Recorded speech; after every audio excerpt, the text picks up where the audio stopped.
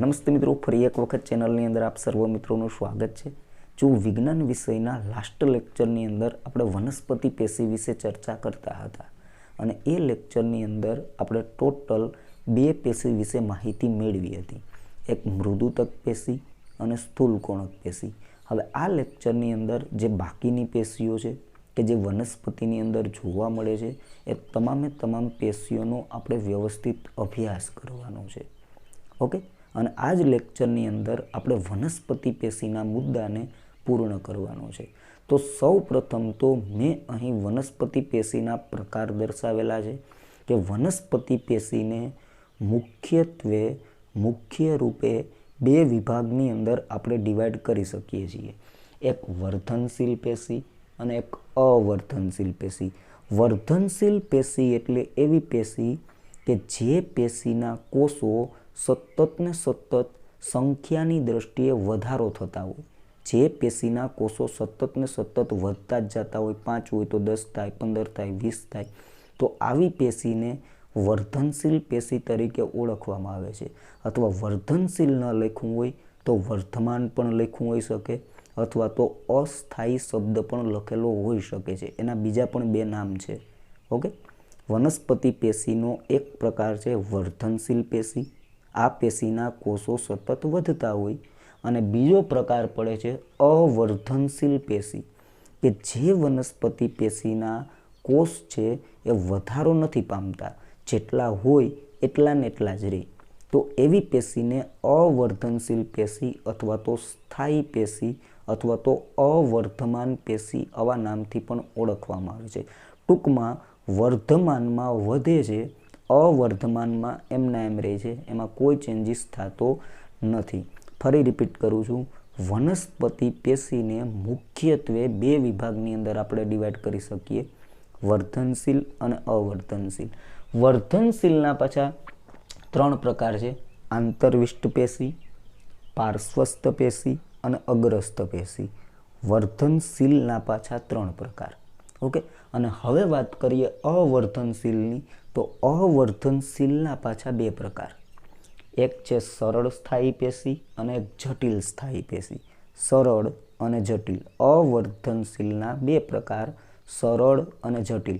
એમાં સરળના પાછા ત્રણ પ્રકાર, મૃદુતક, સ્થૂલકોણક। જો કે આ મૃદુતક અને સ્થૂલકોણક આ બે પેશીની ચર્ચા આપણે આગળના લેક્ચરમાં થઈ ચૂકી છે, જો એ લેક્ચર ન જોયું હોય તો તમે જોઈ લો, અને હા, કોષ વિશેના લેક્ચર તમે ન જોયા હોય તો એને પણ જોઈ લો કે જ્યાં સુધી કોષની માહિતી તમારી પાસે નહીં હોય ત્યાં સુધી પેશી નહીં સમજાય। વિજ્ઞાન એક ક્રમબદ્ધ વિષય છે, તમારે એને એના સ્ટેપ મુજબ જ ચડવું પડશે, પહેલો વિડીયો પછી બીજો ત્રીજો, આ જ સ્ટેપમાં લેક્ચરને જોજો કે જેથી કરી અને તમને સમજવામાં સરળતા રહે, આડાવડો એક પણ લેક્ચર ના જોતા।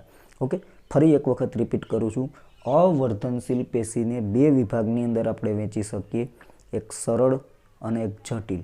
સરળના પાછા ત્રણ પ્રકાર છે, મૃદુતક, સ્થૂલકોણક અને દ્રઢોતક। અને જટિલના પાછા બે પ્રકાર છે, જલવાહક પેશી અને અન્નવાહક પેશી।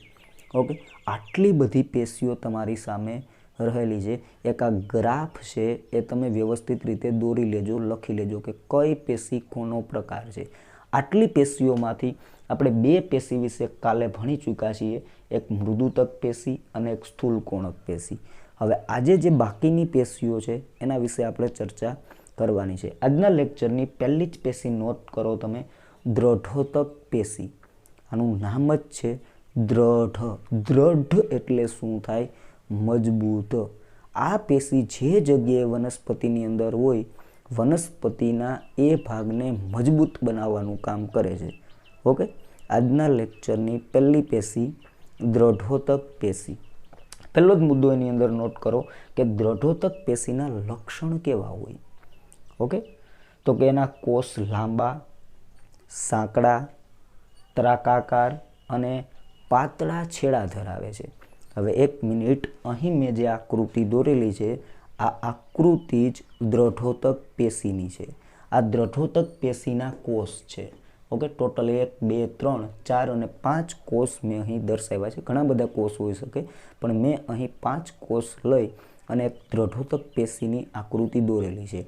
તો દ્રઢોતક પેશીની અંદર જે આ કોષ હોય એ કોષનો દેખાવ કેવો હોય તો કે લાંબા, સાંકડા, ત્રાકાકાર અને ઉપર અને નીચેના છેડેથી કેવા હોય છે તો કે છેડા છે એના પાતળા હોય છે. કોષો છે એની અંદર કોઈ જીવરસ હોતો નથી, એની અંદર કોઈ જીવરસ હોતો નથી, એટલે કે કોષ છે એ નિર્જીવ હોય છે. કોષોની અંદર જીવરસ હોતો નથી, કોષ છે એ નિર્જીવ હોય છે.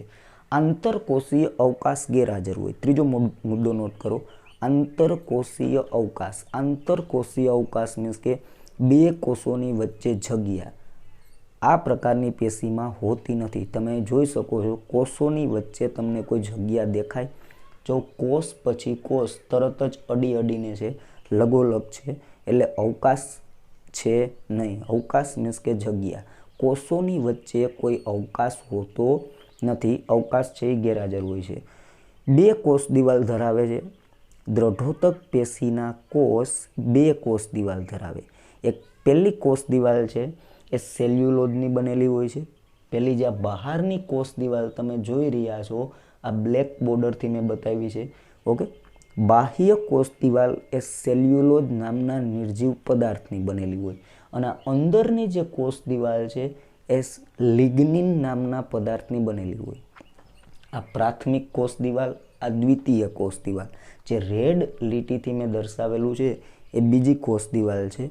ફરી રિપીટ કરું છું, પ્રાથમિક કોષ દિવાલ સેલ્યુલોઝની બનેલી હોય જે બહારની તરફ હોય અને દ્વિતીય કોષ દિવાલ લિગ્નિનની બનેલી હોય જે અંદરની તરફ હોય. હવે આ દિવાલ કઈ રીતે નિર્માણ પામે કે જ્યારે શરૂઆતમાં વાત કરીએ તો શરૂઆતમાં દ્રઢોતક પેશી જ્યારે નિર્માણ થાય ને ત્યારે આ પેશીના કોષો જીવતા હોય અને અંદર કોષ રસ પણ ભરેલો હોય. હવે આગળ ભલે આપણે વાત કરી કે આની અંદર કોષ રસ હોતો નથી, પણ શરૂઆતમાં જ્યારે આ પેશીનું નિર્માણ થયું હોય ત્યારે એની અંદર કોષ રસ હોય. થોડો સમય પસાર થાય, દ્રઢોતક પેશી પરિપક્વ બને ત્યારે આ કોષ રસ જે અંદર હોય ને એ ફરતી બાજુ દિવાલોએ ચોંટી જાય અને લિગ્નિનની અંદર પરિવર્તિત થઈ જાય અને લિગ્નિનની નિર્જીવ દિવાલ બની જાય અને આખી પેશી છે એ નિર્જીવ બની જાય. શરૂઆતમાં આ પેશી જીવિત હોય, પાછળથી આ પેશી નિર્જીવ થઈ જાય. ઓકે, કેમ તો કે જે કોષ રસ હતો એ કોષ રસ ફરતી બાજુ જમા થઈ અને નિર્જીવ બની ગયો અને લિગ્નિનની એક દિવાલ બનાવી નાખી.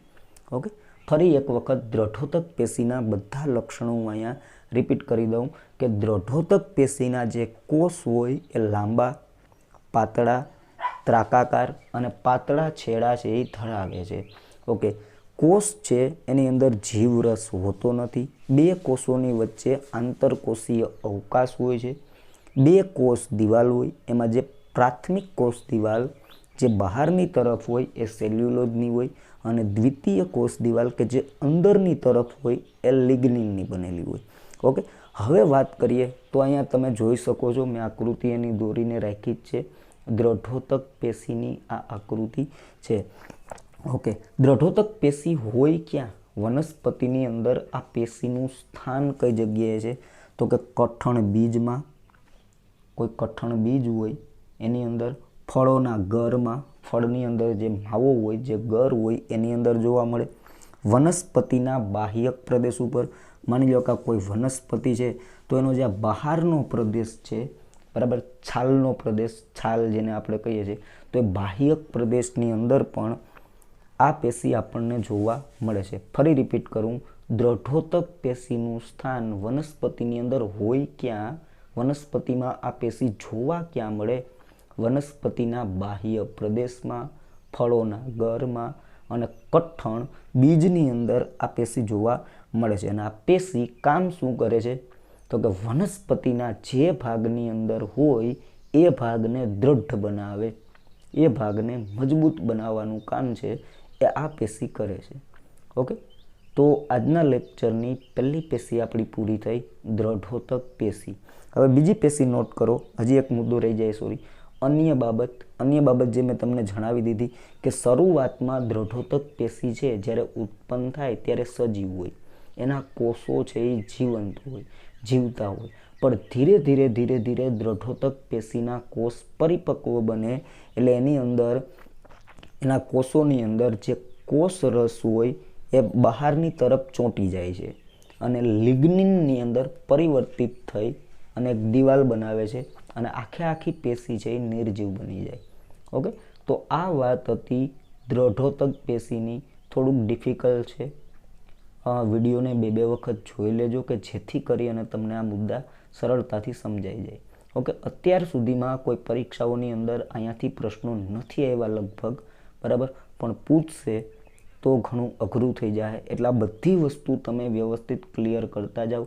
3-3, 4-4 લેક્ચર થશે, વ્યવસ્થિત તમારું કામ છે એ પૂરું થઈ જાય. ઓકે, હવે ચર્ચા કરીએ આપણે જલવાહક પેશી. હવે જલવાહક પેશી છે એ શું છે? તો કે અવર્ધનશીલ પેશીના 2 પ્રકાર. સરળ, તો સરળના જે પ્રકાર છે મૃદુતક, સ્થૂલકોણક અને દ્રઢોતક, એ મેં ભણાવી દીધા. 2 કાલે ભણાવ્યા, 1 આજે ભણાવ્યું. હવે ચર્ચા કરવાની છે આપણે અવર્ધનશીલનો બીજો પ્રકાર, એટલે કે જટિલ અવર્ધનશીલ પેશી. અને એના જે 2 પ્રકાર પડે છે, જલવાહક પેશી અને અન્નવાહક પેશી. એ બંને પેશીઓ વિશે આપણે ભણવાનું છે. તો આ બંને પેશીઓ વિશે તો તમે સાંભળેલું હશે જ, જલવાહક પેશી અને અન્નવાહક પેશી. ઓકે, તો પેલું ટાઇટલ આપો, જલવાહક પેશી. આ પેશીમાં જલવાહિનીકી, રિપીટ, જલવાહિનીકી, જલવાહિની, જલવાહક તંતુ, જલવાહક મૃદુતક, આવા બધા ઘટકોનો સમાવેશ થાય છે. જલવાહક પેશીની અંદર આવી બધી વસ્તુઓ આવેલી હોય. હું રિપીટ કરી દઉં બધી વસ્તુને. જલવાહિનીકી, જલવાહિની, જલવાહક તંતુ અને જલવાહક મૃદુતક, આવા બધા ઘટકો છે એ જલવાહક પેશીની અંદર આવેલા હોય છે. ઓકે, એમાં જલવાહિનીકી છે એ એક કોષી હોય, જ્યારે જલવાહિની છે એ બહુકોષી હોય. જલવાહિનીકી એક કોષી, જલવાહિની બહુકોષી. અને આ જલવાહક પેશી કામ શું કરે છે વનસ્પતિની અંદર જોવા મળે છે? તો કે જલવાહક પેશી, આનું નામ જ જો, જલનું વહન કરનારી પેશી, જલવાહક પેશી. તો કે જલવાહક પેશી જમીનમાંથી પાણી અને ખનિજ દ્રવ્યોનું મૂળમાંથી વનસ્પતિના અંગો તરફ વહન કરે છે. એટલે કે આવી રીતે કંઈક આ પેશી કામ છે એ કરે છે. જલવાહક પેશી કામ શું કરે છે? તો કે આવી રીતે જોવા મળે છે. અહીંયાથી બધી વસ્તુ મૂળમાંથી પાણી છે, એવા ખનિજ દ્રવ્યો છે, આવી બધી વસ્તુઓને પ્રાપ્ત કરી અને છેક વનસ્પતિના ટોચ સુધી પહોંચાડે છે. વનસ્પતિના જુદા જુદા ભાગો સુધી પાણી અને ખનિજ દ્રવ્યોને પહોંચાડવાનું કામ છે એ કરે છે. તેમજ સાથે સાથે આ જ પેશી વનસ્પતિને મજબૂતાઈ પણ આપે છે, વનસ્પતિને જમીન સાથે જકડી રાખવામાં પણ મદદરૂપ છે એ થાય છે. ઓકે, તો આ હતી જલવાહક પેશી. જલવાહક પેશીની ઇન્ફોર્મેશન મેં તમને નોટ કરાવી દીધી કે કયા ઘટકો એની અંદર હોય અને શું કામ કરે છે. હવે ચર્ચા કરીએ આપણે અન્નવાહક પેશી. તો કે અન્નવાહક પેશીમાં ચાલની નલિકા, સાથીકોષ, અન્નવાહક મૃદુતક, અન્નવાહક દ્રઢોતક, આ બધા એના ઘટકો છે. જેવી રીતે જલવાહક પેશીના જુદા જુદા ઘટકો હતા, એવી જ રીતે અન્નવાહક પેશીની અંદર પણ આવી બધી વસ્તુઓ આવેલી હોય. આ બધા ઘટકો અન્નવાહક પેશીની અંદર પણ જોવા મળે છે. રિપીટ કરી દઉં, ચાલની નલિકાના કોષ, સાથીકોષ, અન્નવાહક મૃદુતક અને અન્નવાહક દ્રઢોતક, આ બધા અન્નવાહક પેશીના ઘટકો છે. કામ શું કરે છે અન્નવાહક પેશી? તો કે ઊંધું, જલવાહિની કરતાં, જલવાહક પેશી કરતાં આ ઊંધું કામ કરે. આવી રીતે ગોઠવાયેલી હોય ઉપરથી નીચે તરફ. ઓકે, કામ શું કરે? તો કે પર્ણથી મૂળ તરફ અને અન્ય અંગો તરફ કાર્બનિક દ્રવ્યો અને વનસ્પતિના પર્ણની અંદર જે ખોરાક બન્યો હોય એ ખોરાકને મૂળ સુધી પહોંચાડવાનું કામ કરે. ઉપરથી નીચે. જલવાહક પેશી નીચેથી ઉપર છે, અન્નવાહક પેશી ઉપરથી નીચે છે. ઓકે, બંનેનું કાર્ય વહન કરવાનું છે, બંનેનું કાર્ય વહન કરવાનું છે. જલવાહક પેશી પાણી અને ખનિજ દ્રવ્યોનું વહન કરે અને અન્નવાહક પેશી થોડા કાર્બનિક દ્રવ્યો છે, ખોરાક છે, આવી બધી વસ્તુઓનું વહન છે એ કરે છે. તો આ જલવાહક પેશી હતી, આ અન્નવાહક પેશી હતી. અને અહીંયા આપણી અવર્ધનશીલ પેશી છે એ પૂરી થાય। અવર્ધનશીલ પેશીના બે પ્રકાર, એમાં 3 ભણી ગયા અને આ બંનેને પણ આપણે ભણી ચૂક્યા છીએ। હવે ચર્ચા કરવાની છે આપણે વર્ધનશીલ પેશીની। તો વર્ધનશીલ પેશી કોને કહેવાય? મેં આગળ જ તમને જણાવ્યું કે જે પેશીના કોષો સંખ્યાની દ્રષ્ટિએ સતત વધતા જતા હોય, ઓકે, એવી પેશીને વર્ધનશીલ અથવા વર્ધમાન અથવા તો અસ્થાયી પેશી આવા નામથી ઓળખવામાં આવે છે। અને આ વર્ધનશીલ પેશીને આપણે 3 વિભાગની અંદર ડિવાઈડ કરી શકીએ, એક આંતરવિષ્ટ, પાર્શ્વસ્થ અને અગ્રસ્થ। ઓકે, વર્ધનશીલ પેશીને આપણે 3 વિભાગની અંદર વહેંચી શકીએ છીએ। આંતરવિષ્ટ, હવે આંતરવિષ્ટ પેશી વનસ્પતિની અંદર હોય ક્યાં? તો કે આંતરવિષ્ટ પેશી છે બે અવર્ધનશીલ પેશીની વચ્ચે હોય। જે અવર્ધનશીલ પેશી આપણે ભણી ગયા ને, કોઈ બે અવર્ધનશીલ પેશી હોય એની વચ્ચેના ભાગમાં આંતરવિષ્ટ પેશી આપણે જોવા મળે છે। અગ્રસ્થ પેશી ક્યાં હોય? તો કે અગ્રસ્થ પેશી છે એ વનસ્પતિના ટોચના ભાગમાં જોવા મળે છે, વનસ્પતિના ઉપરના ભાગમાં જોવા મળે। અને પાર્શ્વસ્થ પેશી ક્યાં હોય? તો કે વનસ્પતિની અંદર જે જગ્યાએ આંતરગાંઠો પડતી હોય, દાખલા ટૂંકમાં જે જગ્યાએથી ડાળીઓ ફૂટતી હોય, આંતરગાંઠો ફૂટતી હોય, આ બધી જગ્યાએ છે એ પાર્શ્વસ્થ પેશી જોવા મળે છે। 3 પેશીનું લોકેશન મેં તમને બતાવ્યું છે કે આ 3 પેશી વનસ્પતિની અંદર હોય ક્યાં? પાર્શ્વસ્થ ક્યાં હોય? તો કે આંતરગાંઠ ઉપર, એટલે કે જે જગ્યાએથી વનસ્પતિની અંદર ડાળી ફૂટતી હોય, ફૂટ પડતી હોય, તે જગ્યાએ જોવા મળે છે। અગ્રસ્થ ક્યાં હોય? વનસ્પતિના ટોચના ભાગમાં। અને આંતરવિષ્ટ ક્યાં હોય? તો કે બે કોઈ અવર્ધનશીલ પેશી હોય તો એની વચ્ચે આ પેશી જોવા આપણને મળે છે। ઓકે, હવે અહીં એક મૂળના ઊભા છેદની આકૃતિ આપેલી છે। વનસ્પતિના મૂળનો ઊભો છેદ અહીં મેં તમને દર્શાવેલો છે, મૂળાગ્રનો ઊભો છેદ કે જેની મેં આકૃતિ અહીંયા આપેલી છે। હવે મૂળની અંદર આ 3 પેશી કઈ રીતે ગોઠવાયેલી હોય? મૂળની અંદર આ 3 પેશી કઈ રીતે હોય? ઓકે, તો જોઈએ આપણે અહીંયા। તો આ રેડ કલરથી મેં બંને બાજુ આકૃતિ દર્શાવેલી છે, આ મૂળ છે અને મૂળની બાહ્ય સપાટી પછી અહીંયા થોડી જગ્યા રાખેલી છે। જો મૂળની આ બાહ્ય સપાટી પછી આ વચ્ચેના ભાગમાં મેં અહીં જગ્યા રાખેલી છે, આ ગેપ આવે છે। ઓકે, અને ગેપ પછી ટૂંકમાં એ મૂળની છાલ છે અને છાલ પછી તરત જ આ પાર્શ્વસ્થ પેશી તમને જોવા મળે છે। મૂળની અંદર આ 3 પેશીનું સ્થાન હોય ક્યાં? હાલો, વનસ્પતિના ઉપરના ભાગમાં તો કઈ રીતે હોય એ તો તમે સમજી ગયા છો, પણ મૂળની અંદર આ પેશી ઊંધી હોય। હવે જો આગળ જ આપણે ચર્ચા કરી ને ભાઈ કે 3 પેશી વનસ્પતિમાં તો આવી રીતે હોય છે, ટોચ ઉપર હોય, અગ્રસ્થ હતી, બરાબર, આંતરગાંઠ ઉપર હતી, પાર્શ્વસ્થ હતી, અને બે પેશીઓની વચ્ચે જે હતી કઈ હતી? આપણી આંતરવિષ્ટ પેશી હતી। પણ મૂળની અંદર આ 3 પેશી કઈ જગ્યાએ જોવા મળે? તો કે મૂળની બાહ્ય સપાટીથી થોડીક અંદરના ભાગમાં, બાહ્ય સપાટીથી થોડીક અંદરના ભાગમાં આ જે ઊભો ભાગ તમને દેખાય છે એ જ પેશી છે તમારી પાર્શ્વસ્થ પેશી, એ જ પેશી છે પાર્શ્વસ્થ પેશી। મૂળની નીચેના ભાગમાં જે પેશી તમે જોઈ રહ્યા છો, આ ટપકા સ્વરૂપે મૂળનો સૌથી નીચેનો ભાગ, આ જ પેશી અગ્રસ્થ પેશી છે। અગ્રસ્થ પેશી મૂળમાં નીચે હોય। ઓકે, અગ્રસ્થ પેશી મૂળની જો વાત કરવામાં આવે તો એમાં નીચે હોય છે। અને જે જગ્યાએથી મૂળમાં નાના મૂળ ફૂટતા હોય, ઓકે, આવી રીતે મૂળ છે અન્ય મૂળ ઉત્પન્ન થતા હોય, એ જગ્યાએ આંતરવિષ્ટ પેશી આપણને જોવા મળે છે। આ બંને આકૃતિ છે એ આંતરવિષ્ટ પેશીની છે, જે જગ્યાએથી ફૂટ પડે છે એટલે કે આંતરગાંઠ હોય એ જગ્યાએ આ પેશી આંતરવિષ્ટ પેશી આપણને જોવા મળે છે। તો 3 પેશી એનું લોકેશન મેં તમને બતાવ્યું છે। અને હજી એક મુદ્દો નોટ કરી નાખો કે વર્ધનશીલ પેશીના લક્ષણ કેવા હોય? તો કે વર્ધનશીલ પેશીના કોષો સતત ને સતત વિભાજન પામે, એટલે કે એક કોષ હોય એમાંથી 2 થાય, 2માંથી 4 થાય, 4માંથી 6, આવી રીતે કોષો વધતા જાય। વર્ધનશીલ પેશીના કોષો વિભાજન પામી અને સતત ને સતત વધતા થાય. એના કોષ છે એ ગોળાકાર, લંબગોળાકાર અને ત્રાકાકાર જોવા મળે છે, અથવા ગોળાકાર, લંબગોળાકાર અને બહુતલીય આકારના જોવા મળે છે. વર્ધનશીલ પેશીના કોષ કેવા હોય તો કે એવા હોય.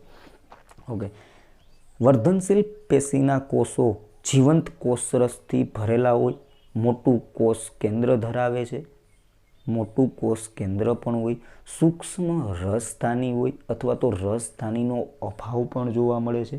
ઓકે, આવી બધી વસ્તુઓ એની અંદર જોવા મળે છે. આ હતા વર્ધનશીલ પેશીના લક્ષણો. જો સ્પીડ લાગતી હોય, મુદ્દો ન સમજાતો હોય તો વિડીયોને 2 વખત જોજો. મેં મારું કામ વ્યવસ્થિત જ કરેલ છે. હવે તમારી ઉપર ડિપેન્ડ છે કે તમે આને કઈ રીતે શીખો છો. અને હા, કોઈ વસ્તુને છોડી ના દેતા, આ બધી વસ્તુ તમારે ક્લિયર કરવી જોશે. ધોરણ 9માંની NCERTની બુકમાં તમે પેશી વિશેની પૂરેપૂરી ઇન્ફોર્મેશન મેળવી શકો છો. આખું ચેપ્ટર જ પેશી સાથે સંકળાયેલું છે. તો આ લેક્ચરની અંદર આપણી વનસ્પતિ પેશી પૂરી થાય છે. હવે આવતા લેક્ચરની અંદર આપણે પ્રાણી પેશીની ચર્ચા કરશું. કેવું લાગ્યું, કેવું નહીં એ કમેન્ટ સ્વરૂપે જણાવતા રહેજો. અને શક્ય હોય એટલા મિત્રો સુધી આ લેક્ચરને શેર કરજો કે જેથી કરી અને એમને ક્યાંક ને ક્યાંક ઉપયોગી થઈ રહે. Okay, thank you.